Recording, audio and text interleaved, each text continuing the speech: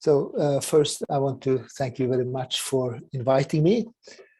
Of course, one reason for speaking in this forum is that I have been working many years to try to understand what is traumatization and to talk with people who have been traumatized, both in clinical context and in research and other context.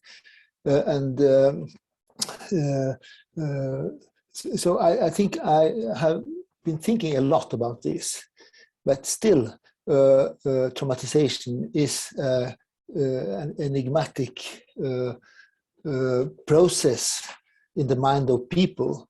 So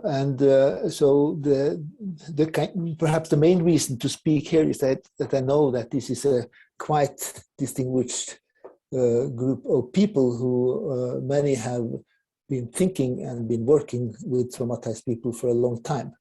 So I really hope that we can have a dialogue, and I'm happy to, if anyone wants to say something during my presentation, I would welcome that. Just break in.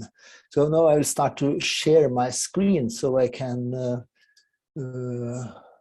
have my PowerPoint here. Yes. So of course, to this title, to rethink what is traumatization, is a bit presumptuous because this has been thought about a lot in psychoanalysis and other contexts. But what I has been especially aware of is the political, social, and cultural context of being traumatized, or being a traumatized person in different situations. I think mainly that it's not possible really to understand what happens in the mind of people without taking in the cultural and social and political context. So I want to start with this quite simple drawing of Edvard Munch of a crowd of people. It drew my attention when I visited the newly opened Munch Museum in Oslo recently, because he is not his best work, of course, but he describes how people are kind of homogenized, very like they're a crowd. And it drew my attention because in many ways this is how traumatized people, and especially traumatized refugees, which have been my main focus in my work, is seen as and is be treating at. Traumatization has really caused a lot of thinking in psychoanalysis, and there are many ways to conceptualize it, and many metaphors has been used. For example, these that I'm sure that many of you know, from the black hole to the psychic vacuum, the empty circle, to nameless dread, and so on. And I think this is a symptom that we are really struggling to understand what is happening. When Laub used the word Dori Laub, which I'm sure that you know, used the word the empty circle, he said that, well, the traumatized person may recover in many ways, but there will always be an empty circle. And I think this is quite true from my experience.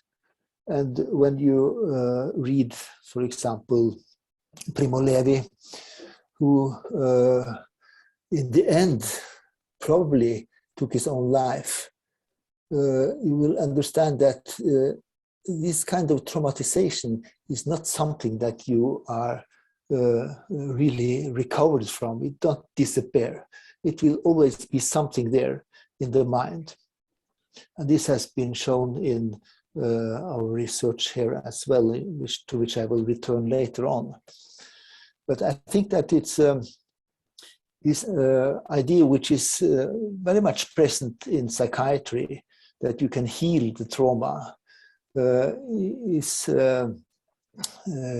what you call it in English. It's really deceiving the traumatized, because what you need in the clinic is to help people to live with these experiences and what they have in their mind in the aftermath.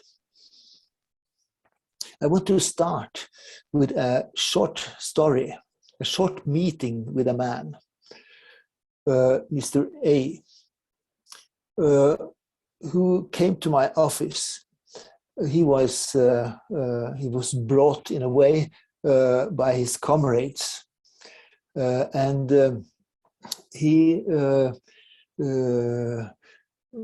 when he came into the office, he was a thin man, kind of shivering all over, with wide eyes, seemed very anxious, and he started immediately to search in the room for something that could be dangerous, under the sofa, under the desk, behind pictures and so on.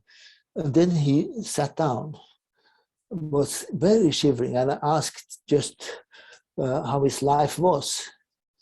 And then with a shivering voice, he said to me, he killed them all my family. The dictator killed them all. And it was quite tense. And it gave a very strong impression on me. And I needed time to recover, so to speak, in my internal world, to start to communicate with him. So I started with how he was living. Well, he was living somewhere. He lived by friends, one friend, other friend, and so on. Different beds all the time. And I asked, well, how did he get something to eat? Well, he got food from friends, something. And he was very thin, and he gave the real impression that he did not eat enough. I think he was a guy who was not a legal, what do you call it? He was a paperless person. So he had no rights in society. And then it came to my mind to ask what kind of food he liked from his home country. And I asked, what kind of food did mother make? And then in a moment, he relaxed in a way. He started to cry, started in kind of interrupted sentences, but he described what kind of food mother made for him. And this lasted not a very long time, but then he was able to breathe more deeply, was calm in his body, and the tears came to his eyes. So I wanted to bring this story because it showed so clearly what Dori Laub has theorized or described as his experience, that at the core of these types of human-made traumatizations is a damage of the bond to an empathic internal other.